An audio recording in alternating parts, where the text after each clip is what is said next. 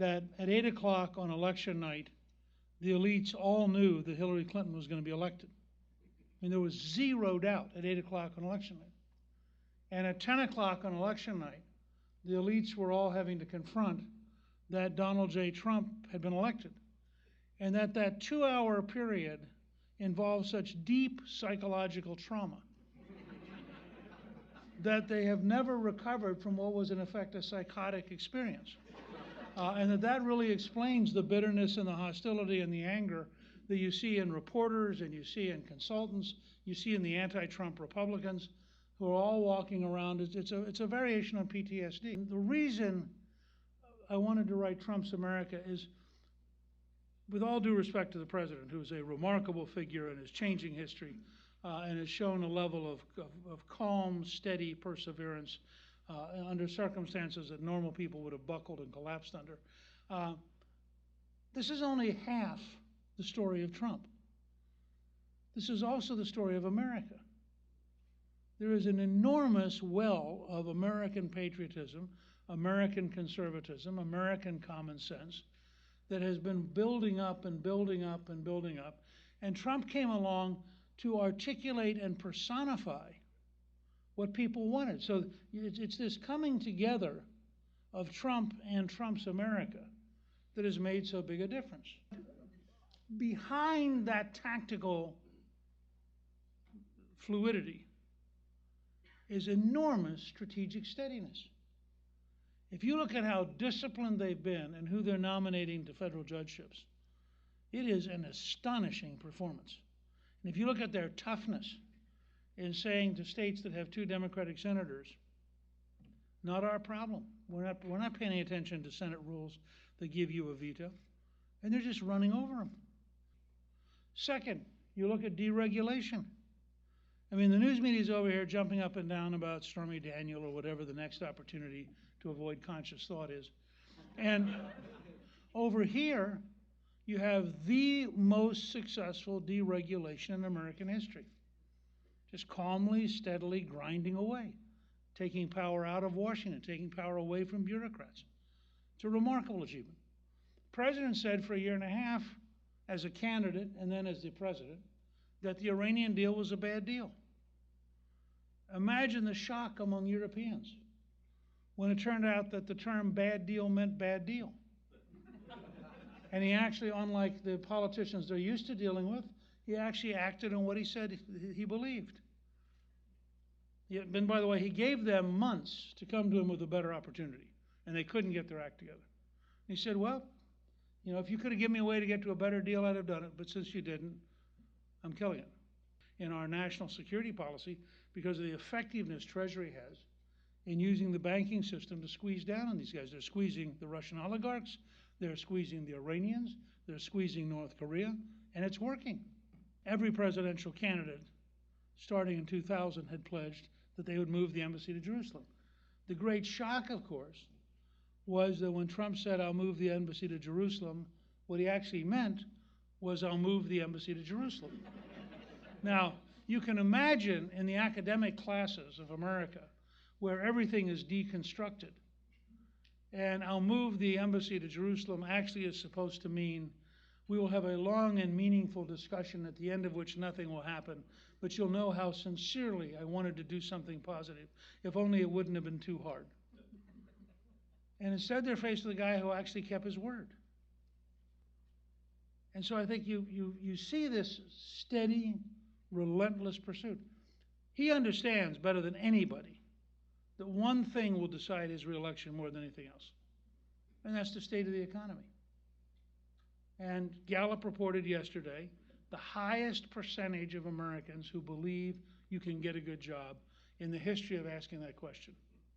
It was now at, I think, 64 or 65% of the country believes it's possible to get a good job. Under Obama, about 65% thought it was possible to get food stamps. That's how big the difference is in the outlook. That's how fundamentally different.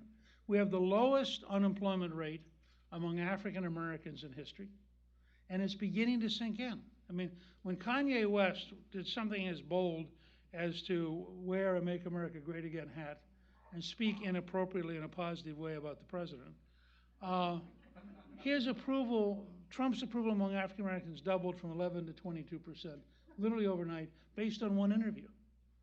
Because all of a sudden, people who don't watch Fox News, don't read National Review, weren't, suddenly said, oh, let me think about this. My prediction is that you will probably see Republican candidates this fall get the highest percentage of African American vote since Eisenhower.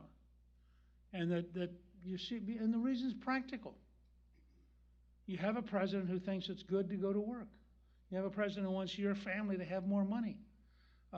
There's a real possibility that the Republicans will end up being able to campaign in a very powerful way as the party that wants you to have a better life and to allow you to define what better life is, which is what freedom's all about.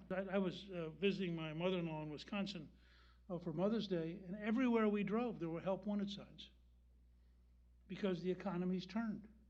And now the job for us is to accelerate that turn, keep it going.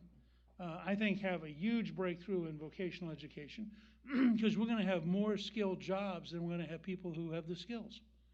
And that means we can then offer people a ladder of growth and productivity where they can get the education, get the better job, increase their take-home pay, and show their own children that there is a path to having a dramatically better America. But it's the combined effort of everybody who entrepreneurially believes in a better future that is making this happen. And we need to just be, in the age of Venezuela, in the age of Cuba, show me a socialist system that's working.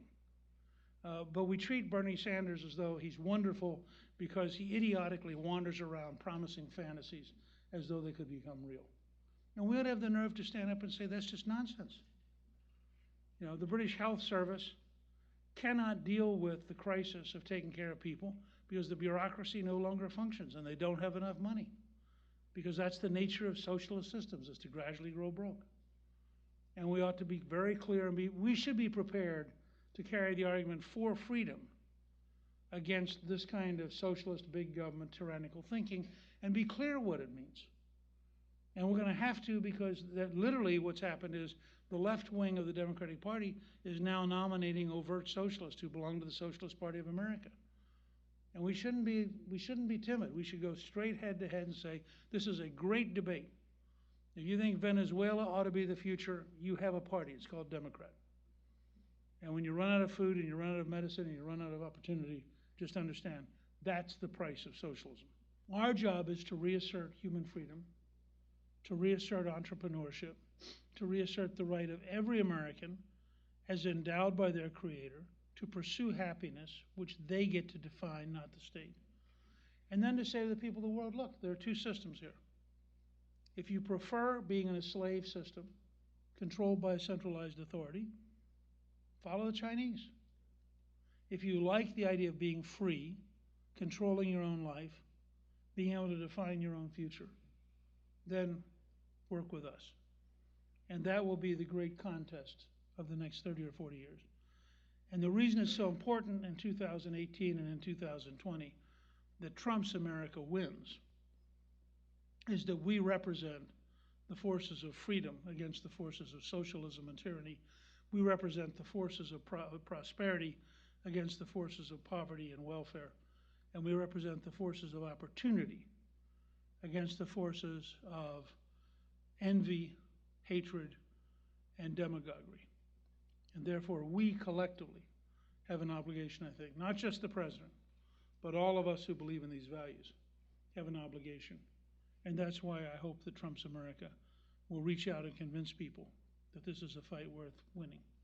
All the corruption of the Clinton Foundation and all the various things that Secretary Clinton did and all the things that her staff did and the way in which it was totally and deliberately mishandled by the FBI and the Justice Department.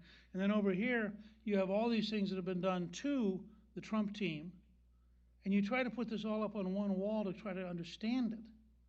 And it is just extraordinary. And I think it's going to take several more years to continue unraveling. But what's significant is it is unraveling. And having lived through Watergate and other examples, and compared, I mean, Watergate compared to this is like a teaspoon compared to the Atlantic Ocean. I mean, this is much bigger, much deeper, much more methodical corruption. There's just no comparison. And once these things start to break down, now, had Hillary won, we'd be in a different world. The corruption would have continued, and that's part of what's happened to these people. All of these people did things that were illegal on the premise that they were protected. That's why that 8 o'clock to 10 o'clock was so horrifying. You suddenly had people standing there going, I could go to jail.